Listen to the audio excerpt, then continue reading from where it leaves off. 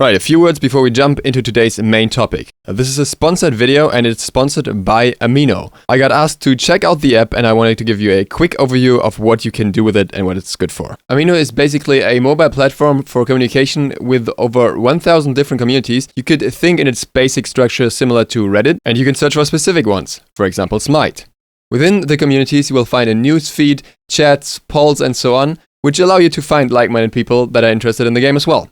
You can also join those chats, and this is especially cool for console players in my opinion, simply because it's hard to find players to play with on console and communication is harder, so you will find lots of chats that are off console players that you can join in. You can also reply to posts and start conversation, for example to discuss ideal builds for gods and such. Additionally, there is the option to create your own community if you feel like one topic is not covered yet. You can download the app on both iOS and Android, and the links are down below in the description, so you can check it out. You also have the option to follow me there. My username is, you guessed it, DukeSloth. With that, let's move on to the core topic of the video. Lately, there seems to be some confusion about burst and DPS.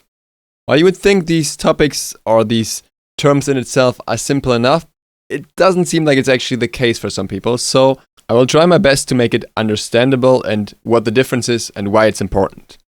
So, in its core, DPS means damage per second. It measures how much damage a build will do per second in Smite.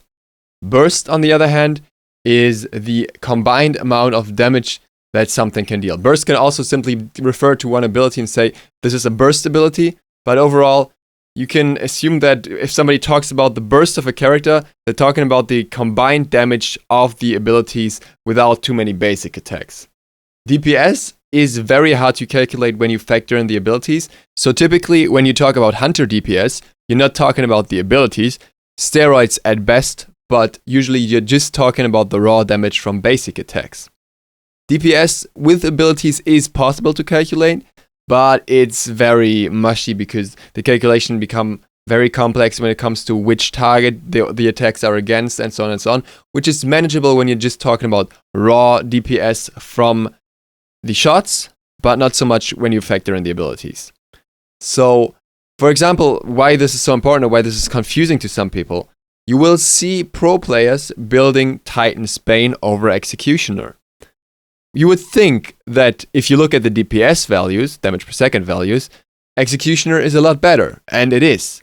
If you assume you can hit a target endlessly and you can just keep shooting at them, then Executioner will always be superior. However, if you can burst a target down with your abilities, a few basic attacks, and possibly not have the Executioner damage stacked up all too early, then Titan's Bane becomes a lot better all of a sudden. The sustained damage over 10 seconds is not very relevant when you can kill a target in 3 seconds. And if a build allows you to kill your target in 3 seconds, while the other one is stronger after 10 seconds, but it will take you 4 to 5 seconds to kill the target, then the first build is better for the specific situation. Obviously, there are other factors coming in when it comes to why Titan's Bane is built often, simply because it has structure damage as well. But if we're talking about the core mechanics, some characters make much better use of burst. For example, Ullr can obviously use Execution as well, but often you will see the players go Titan's Bane simply because Ullr has so much ability damage for a hunter that the burst he gives off is often stronger than the DPS. What your character primarily focuses on completely depends on the single character. You cannot speak for a whole class when talking about this. For example, Thor is clearly a burst assassin. At the same time, Kali is clearly a DPS assassin. So, while they're both assassins and kind of fulfill the same purpose to some extent, they work very differently in that regard. Even with hunters, you have those like Ram, who's just focusing on DPS, but then you have gods like Einhar and Ullr, who are mostly built for burst. You have mixed hybrids in between, for example Medusa, who can build either burst or can be completely built for DPS or something in between. It always depends. Ideally, you want to have a mix of both. You can obviously go for a full ability damage build and go straight up for burst. This, for example, works on Cupid. If you look at the old Mace builds, they only have penetration and power and just go for that single ability burst. They don't have much sustained DPS, but it's fine. Overall, you will always have a mage in the team and mages are mostly bursters. There are a few exceptions, for example, Kronos or Sol, who can deal sustained damage and are more DPS focused, but overall, most mages are burst. And that's why ADCs will often be the ones with DPS, because you want at least one character in your team who will deal sustained high DPS. DPS is especially important when it comes to tanks.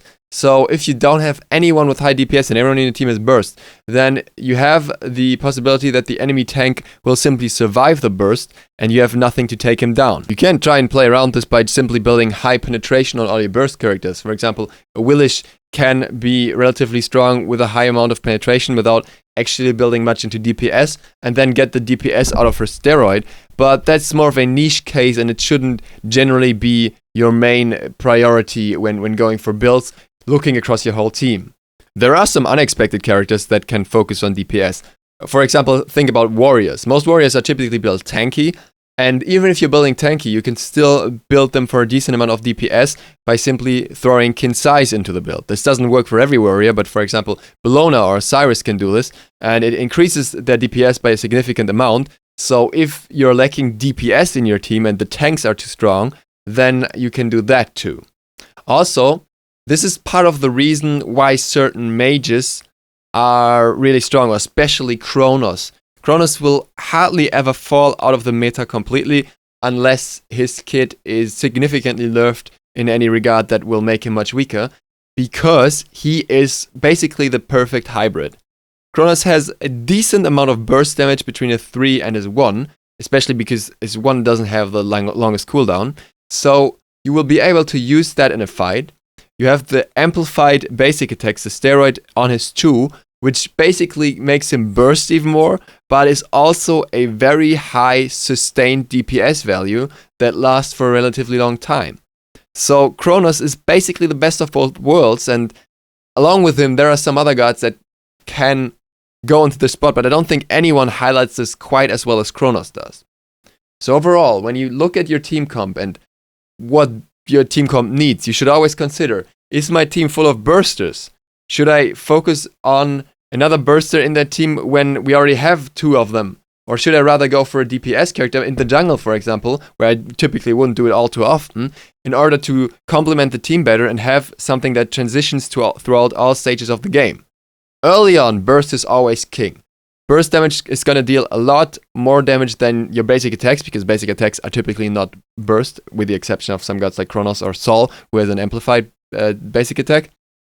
But the longer the game goes, the more important DPS becomes.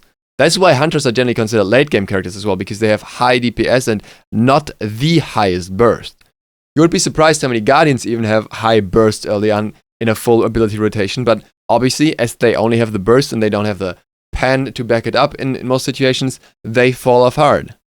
So overall, when thinking about the ideal comp, always try to keep a good mix of burst to A, have early game damage, and B, have good structure push, because burst often is combined with percentage penetration, which works against structures, and B, have late game potential with DPS focused characters. That's it for this video. If you like this, feel free to check out the playlist, which should show up above. Also, I post new videos pretty much every day. Thank you guys for watching. Duke Sloth, out.